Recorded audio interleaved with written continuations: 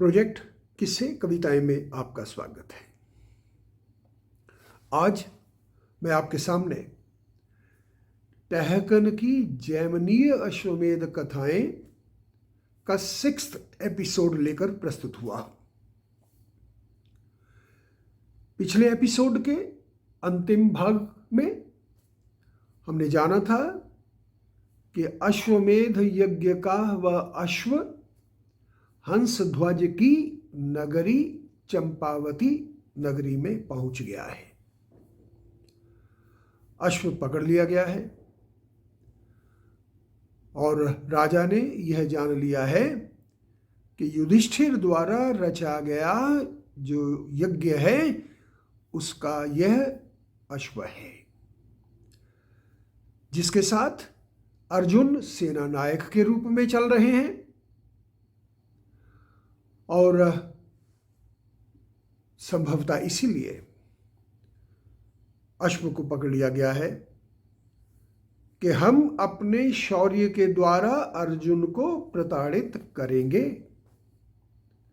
और अर्जुन यदि प्रताड़ित होता है युद्ध क्षेत्र में तो निश्चित ही कृष्ण जो अर्जुन के सखा है, जो उसके दुख को देख नहीं सकते, उनका दर्शन युद्ध क्षेत्र में अवश्य होगा और हमारी यह जो चंपावती नगरी है वह सनात हो जाएगी। इसलिए चारों ओर राज्य में एक तरह से यह घोषणा कर दी गई है कि सभी तैयार हो जाएं युद्ध के लिए, और यदि कोई भी जो योद्धा है वह समय पर युद्ध क्षेत्र में नहीं पहुंचेगा तो उसके लिए कठोर सजा का विधान कर दिया गया है। उसे एक बहुत बड़ा कड़ाहा जो है जिसमें तेल है उबलता हुआ, उसमें डाल दिया जाएगा यदि कोई इस घोषणा को स्वीकारता नहीं।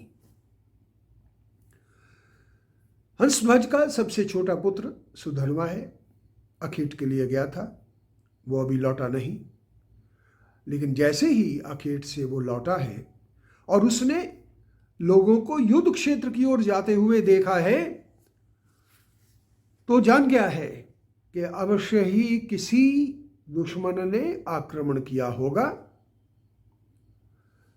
वह भी तैयार है। सुमित नामक मंत्री से जब ये जाना है तो महल के अंदर नहीं जाना चाहता, युद्ध क्षेत्र की ओर जाना चाहता है। लेकिन सुमित नामक मंत्री ने सुझाव दिया है कि वह अपने माता पिता का सभी से जो है वह आज्ञा ले, उनका आशीर्वाद प्राप्त करके शीघ्र ही युद्ध क्षेत्र की ओर आ जाए। देर मत करना, क्योंकि राजा ने एक कड़ी सजा का जो है वो विधान कर दिया है। सुधन्वा महल पहुंचा है, राजा से मुलाकात हुई है राजा हंसध्वज से, और उन्हीं से जो है उन्होंने जान लिया है कि कृष्ण का जो दर्शन है वह हम सबको प्राप्त हो सकता है। दोनों अवस्थाओं में ही उचित है इस युद्ध को करना, क्योंकि यदि हम अर्जुन को पराजित कर पाते हैं तो कृष्ण सहज ही में आएंगे और हमें दर्शन होगा, और यदि हम पराजित होते हैं तो हस्तिनापुर में जाकर के पुनः कृष्ण के दर्शन हो सकते हैं। अतः दोनों दृष्टियों से हमें यह युद्ध जो है वह उचित लगता है। सारी नगरी जो है वह उत्साहित है इस युद्ध के लिए। तभी जो है कढ़ाई में तेल डाल दिया गया है, वह उबल रहा है। सुधन्वा पिता से आशीर्वाद लेकर, माँ से आशीर्वाद लेकर के आगे बढ़े हैं। तभी जो है उनकी छोटी बहन कोवला जो है उससे भी मुलाकात होती है, और बहन कहती है अपने भाई से कि ए भाई, इस प्रकार का युद्ध करना कि मेरे सास ससुर कभी निंदा ना कर पाए, तुम्हारे ससुर को भी भगवान के दर्शन करवा दूंगा, ऐसा कह करके सुधन्वा अपने महल की ओर चल दिया है, जहां पर सुधन्वा पत्नी प्रभावती इंतजार कर रही है। और पति के महल में आते ही सुधन्वा की पत्नी प्रभावती पति के सम्मुख उपस्थित हो गई।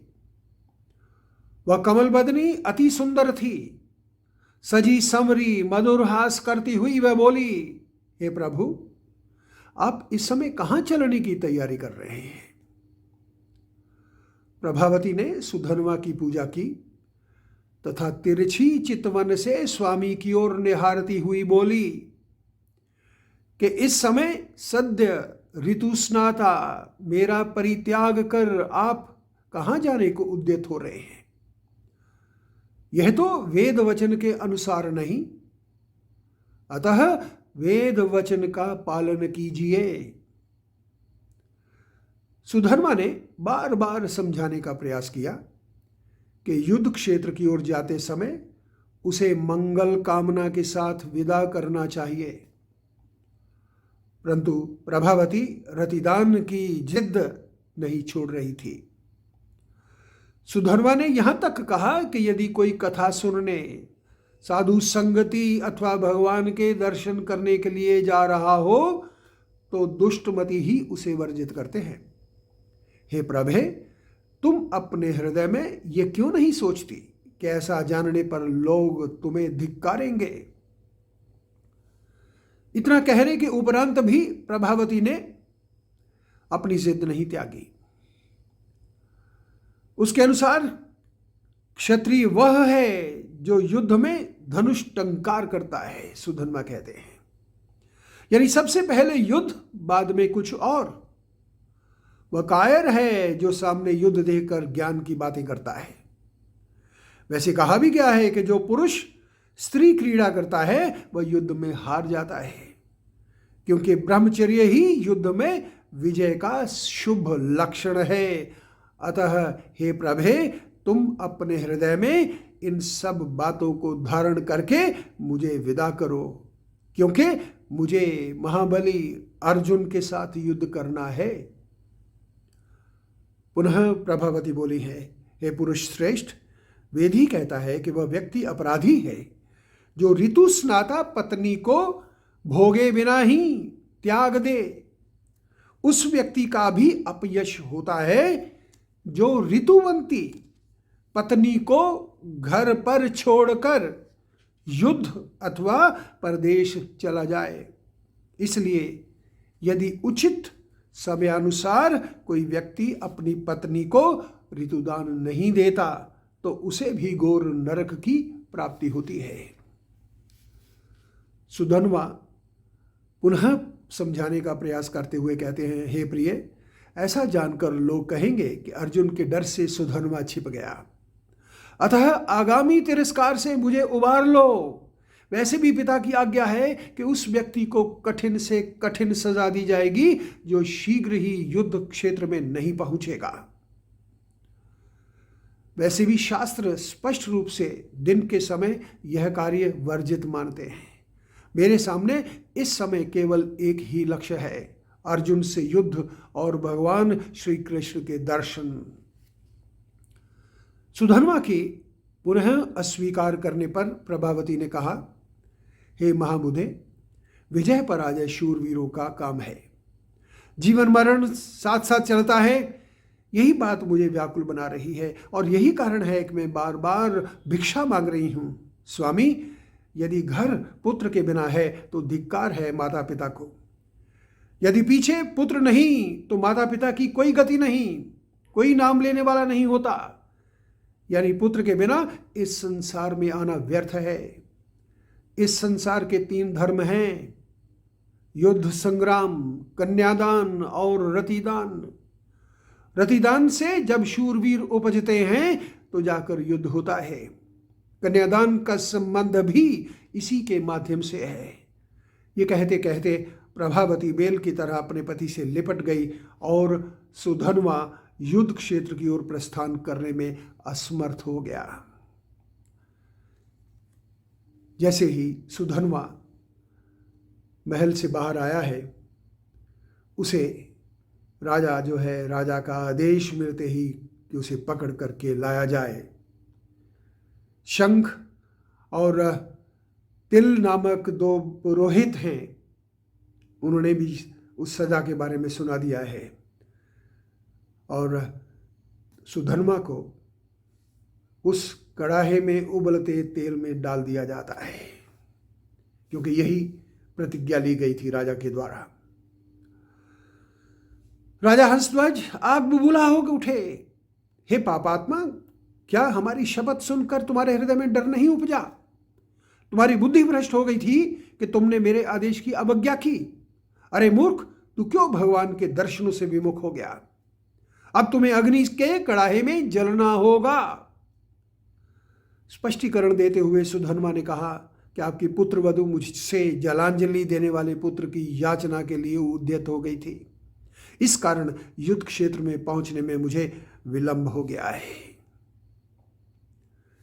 तेल के कड़ाहे, उबलते कड़ाहे में भी सुधन्वा को कुछ नहीं हुआ, क्योंकि वह अपनी उस कृष्ण भक्ति में प्रार्थना करता है कि उसका जो संकल्प था अर्जुन के साथ युद्ध करने का, वो अधूरा रह गया है। हे कृष्ण, आप मुझे मार्ग दिखाइए। और वो जो उबलता तेल है वो जैसे पुष्पहार बन गया है। किसी तरह का कष्ट नहीं होता है सुधन्वा को। शंख और तिल नामक वो जो पुरोहित हैं, उन्हें शंका होती है। एक श्रीफल ला करके उस तेल में डालते हैं, ये जानने के लिए कि तेल ने कहीं अपना आचरण तो नहीं बदल लिया। और उसके 2 टुकड़े होते हैं श्रीफल के, उछलते हैं, एक शंख के लगता है, एक तिल के लगता है। तभी चारों ओर जय जयकार होती है सुधन्वा की। सुधन्वा युद्ध क्षेत्र के लिए तैयार है। अब अर्जुन के सामने पहुंच गया है। वह भयंकर शस्त्रों की टंकार होने लगी है। अब युद्ध में आगे क्या होगा, अर्जुन की या सुधन्वा की क्या दशा होने वाली है, हम अपने अगले एपिसोड में लेकर आपके सामने प्रस्तुत होंगे। तब तक आप अपना ध्यान रखिए। आपका बहुत बहुत धन्यवाद।